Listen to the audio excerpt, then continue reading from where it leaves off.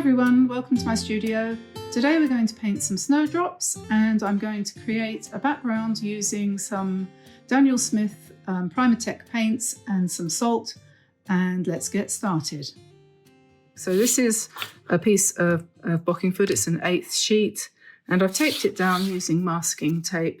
I could have used my washi tape, but when I'm doing something which is even remotely like art, I tend not to use washi tape because it doesn't stick down properly.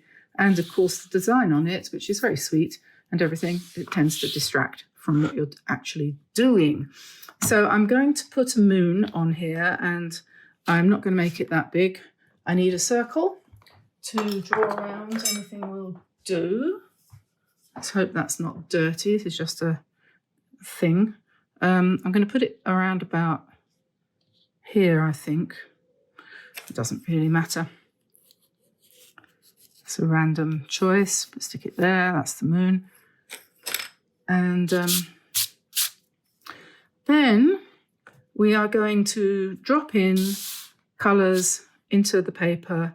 Now you've got two choices here. You can either wet the whole thing and then drop the colour in and see what happens then, or you can paint wet into dry. So I'm not sure. I think I'm going to wet the paper. I'm going to wet the paper because I was listening to somebody the other day who said that you shouldn't. So I'm going to do the opposite because that's the way it is.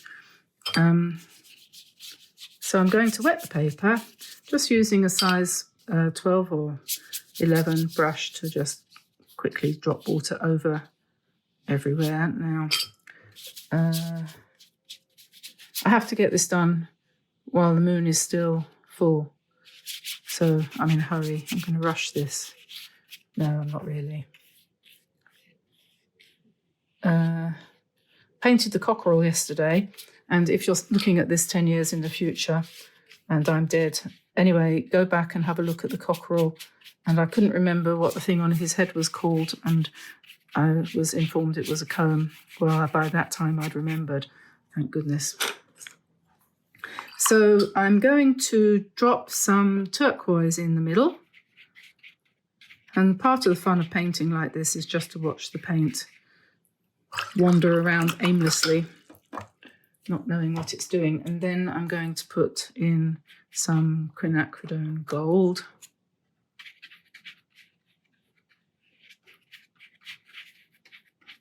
And of course, where that blends, that goes into green. And now I'm going to put in some black. This is the Daniel Smith hematite. No, is it hematite? What is it? No, it's not. Is it? Yes, it is. Hematite.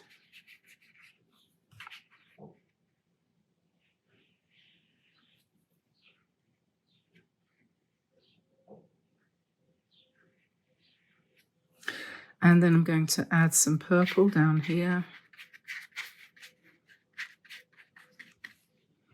And then I'm going to add some rusty brown here on top of the black and let that do whatever it wants to do. I have no idea how this is going to turn out. I expect you're bored of hearing me say that by now, but if you paint like this, you can't possibly know what's going to happen. I like this colour. It's got nothing to do with the sky as we normally see it, but well, so let's just do that, shall we? And then I'm going to go purpley, more purpley over this side.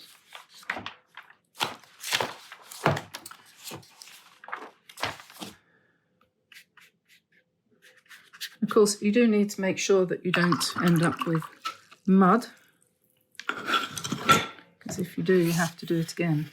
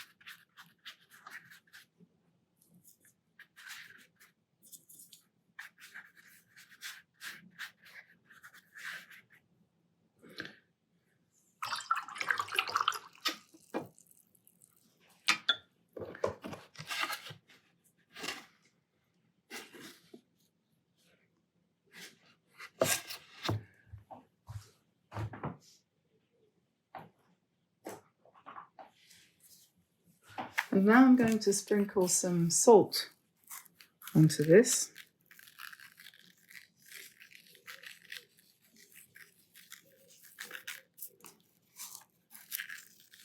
To give it some extra texture. And then go away and leave it to dry. And we'll see what we end up with.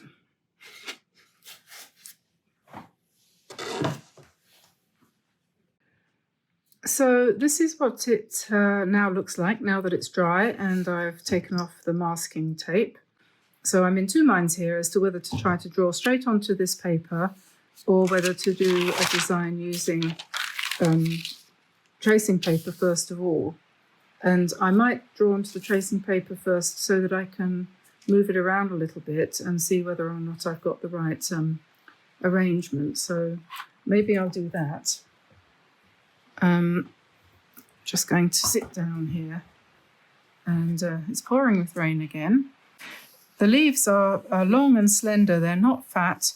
They do have a tendency to have slightly rounded tips rather than pointed, but they are long and slender, not short and fat, unlike me.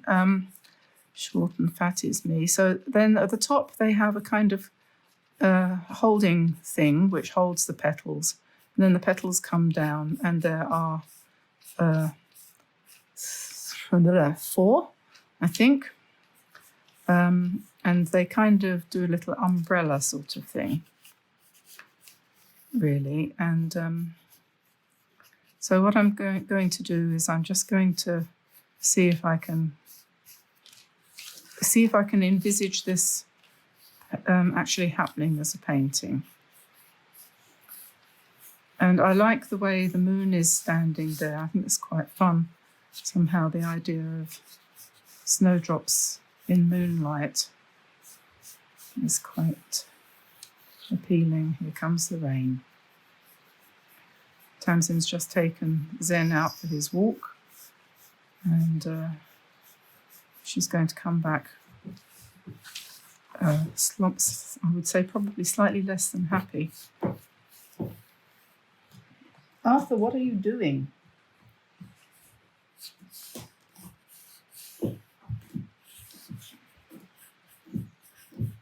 I'm not quite sure how I'm going to get these to appear to be really white. I might have to use gouache, but I think that's going to work, something like that. So what I'll do is I'll do the tracing and I'll put it onto here. I won't waste your time now. I've shown you how I'm going to draw them. You can see them if I move that out of the way. You can see them, and you'll be able to get the download of the sketch from the website, dianeantone.com. So when we're done, just pop on over there and you can download the sketch. So I'll be back in a second once I've got this drawn onto my background. Okay, so I've drawn out a fairly sketchy sort of outline of some snowdrops on this background, and there's a couple of ways I could try to do this. I could try to lift out the colour that I've put in the background because I wasn't prepared for this, or I can try to paint over the petals with designer's gouache. This is a Winsor & Newton designer's gouache, and it's opaque, obviously, otherwise it wouldn't work. When it goes on and it's wet, it covers perfectly like that. As it dries, it lets some of the colour from underneath through, but that doesn't necessarily matter because those colours that come through from underneath are going to be much lighter than they are at the moment, where I'm covering them up, and they will give us kind of shadows and gradations of colour which might look quite realistic. So I'm not too worried about that if it doesn't come out pure white. And we can always put more than one layer of white on as well. Once this layer is dry, we can come in with some more and brighten it up a bit more if we have to. You could use what's it called, P.H. Martin's bleed proof white. That would probably work. It might even work better. But we start off, I haven't got any of that, so I can't use that. And my other, I had some Winsor & Newton white ink, that's also run out, so I need to get some more of that. I'm going to have to steel myself to putting in an order for various things I've run out of, nearly out of gouache actually, to tell you the truth. This is the last blob. So I'm going to have to gird my loins and go online and try to find a supplier who isn't going to get it all wrong when they ship the things for me to France, because coming into France at the moment is, I feel like we're at war, to be honest. It's just ridiculous. Anyway, to get back to the subject in hand, Zen's redoing his bed at the moment on my feet. He seems to think that the best place to sleep is on my feet right now. It's quite remarkable, actually, how much he's changed since he was neutered. He's calmed down quite a lot. He was always a very good boy, but he's even better now. So that's really good. Hesitated over that process, but I think it's the best thing. So I had drawn out those shapes, and as I'm doing this, I'm thinking, yeah, I could probably use a few more. So I'm going to put a couple more over here, just painting them directly on to the background there. And we can always add more if we feel. I think maybe there should be one down here, perhaps. So just kind of going with the flow.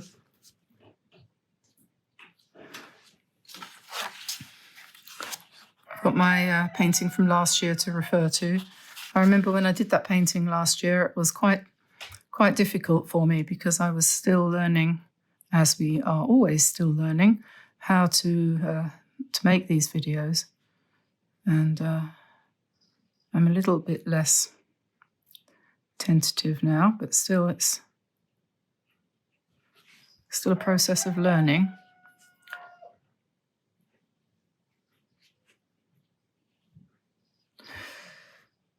Okay, do you think we need one over here? I'm not quite sure. I might put one in the background here a little bit.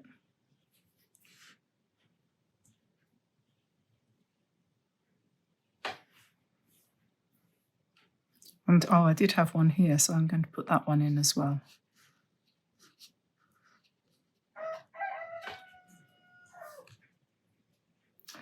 Okie dokie. And then the next thing, I do think I want to put something on the moon. The moon is looking a little bit too bright, I think. So I suppose we have a choice, don't we? We can either do the moon with kind of bluish shadows or lilac-y shadows, or we could make a sort of golden moon, I suppose. Perhaps I'll do that. I think what I'll do is I might wet the shape just with some water.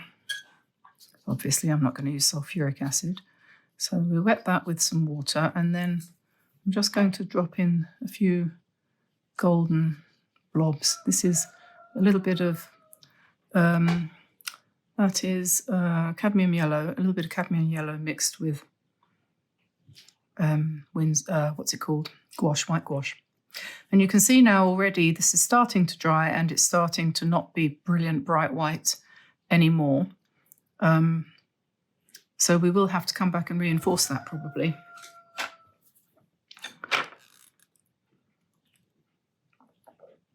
Now the leaves, as I said, are long and slender.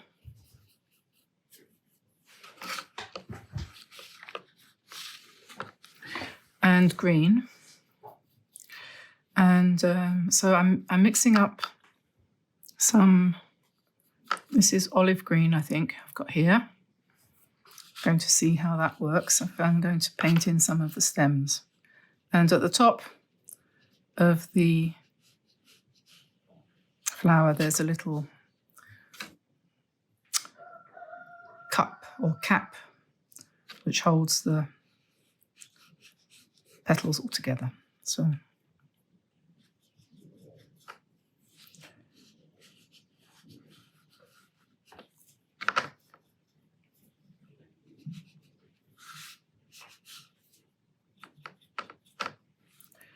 So I'm putting in some shadowy areas as well as the light green.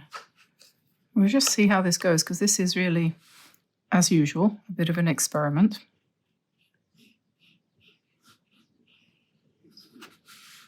But that's what painting's all about, I think. I think if you try to control it too much, you're not operating in the spirit which was intended, which is to allow inspiration to flow. That's what it's all about, I think. So I'm going to try to paint these leaves as best I can, see how it goes, using a little bit of gouache mixed with watercolor. I need the gouache because it needs to be somewhat opaque. I'm going to change the colours of the leaves by adding black to the olive green and white. So we'll get different colours, which will give us more of an effect, kind of effect that we want.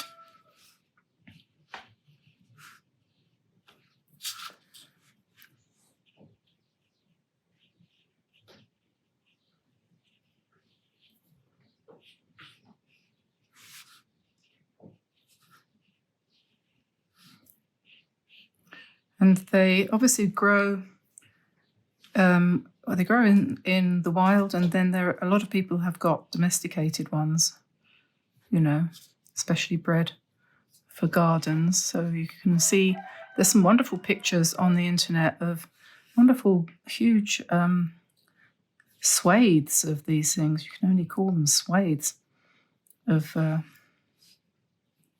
beautiful snowdrops, which I'm only used to seeing them in kind of ones and twos, really.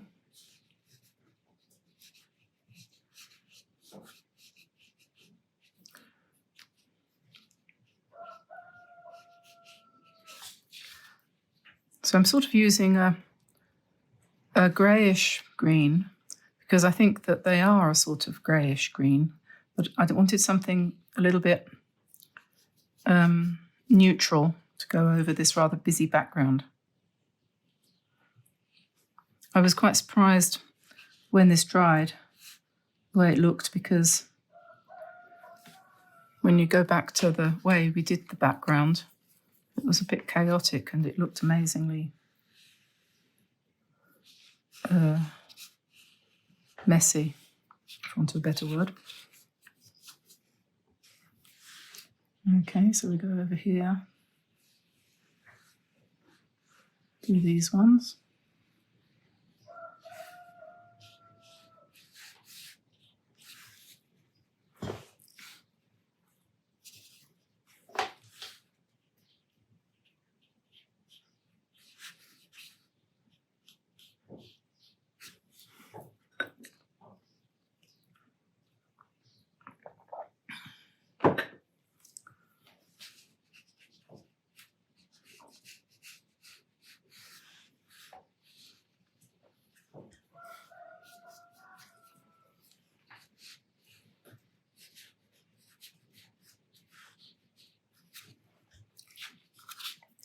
Some people are put off from the idea of painting in gouache because they've heard that it's, the whole different medium. But if you just get yourself a tube of white gouache, you can mix that in, and you only need a tiny bit. You can mix it into whatever colour you're using, and there you are. You've got gouache, and often you can use it to rescue a painting that's kind of gone wrong. In this case, I'm using it to make the most of a background which was a bit too dark for this particular subject. But then I didn't have this subject in mind when I started this painting. I was thinking of a landscape with a stone wall. That's why I was doing this kind of rocky thing, but... And I thought, it's got to be Got to be snowdrops today.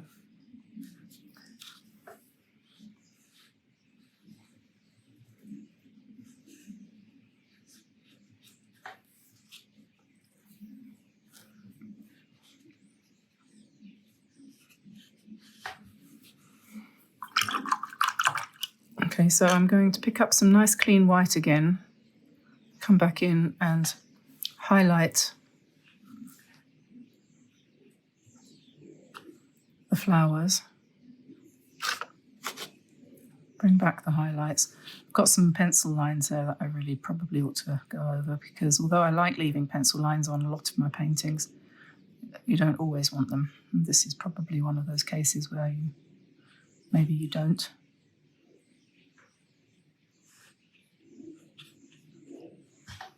And if you decide to use the gouache fairly thick, you can put some texture in there by not really adding very much water. You really don't want to add much water to gouache when you're trying to cover up a darker colour underneath.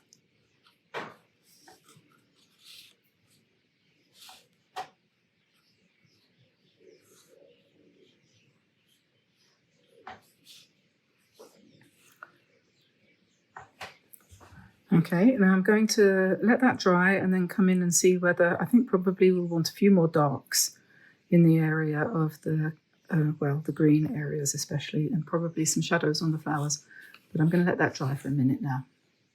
Okay, so I'm now going to just use some absolutely neat straight out of the tube white to just pop in some highlights to sort of separate the petals a little bit,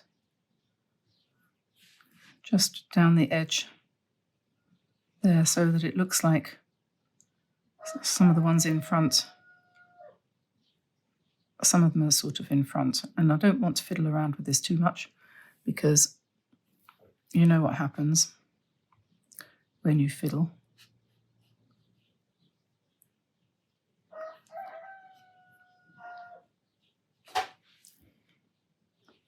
So I'm going to say that I don't think that's too bad. I'm going to put little highlights there, back in the tops. Got some quite nice contrasts there with a couple of blackish kind of dark green touches. And this is a Zen art brush. It's their size 8, comes in that set that you can get, and it's got quite a nice sharp point, which is absolutely crucial when you're just doing the final touches. And just put a little bit more down here in the way of leaves and grasses to make it look a little bit more natural. But I do think this is kind of a little bit of a essence of snowdrop kind of painting. Slightly stylized, I think I would say. I'm not going to use that famous last word, abstract, because it's not, but it's stylized. I remember that word now. I couldn't remember it before, but that's the word I was trying to think of the other day. The sort of stylized design. Okay, you could fiddle with that for ages, but I think I'm going to leave it there, call it a day. And I'm going to let you go and have a lovely day, everybody. Don't forget to like if you liked it, subscribe if you want to subscribe, click on notifications, turn on the bell, so to speak, and think about joining our membership. We've got lots of members now, and we've got a free gift coming up in the next day or two, which you're sure to love. And if you join, you'll get that. Can't be better than that, can it? So I'll let you go now, and I'll see you again soon. Bye for now, everybody. Bye-bye.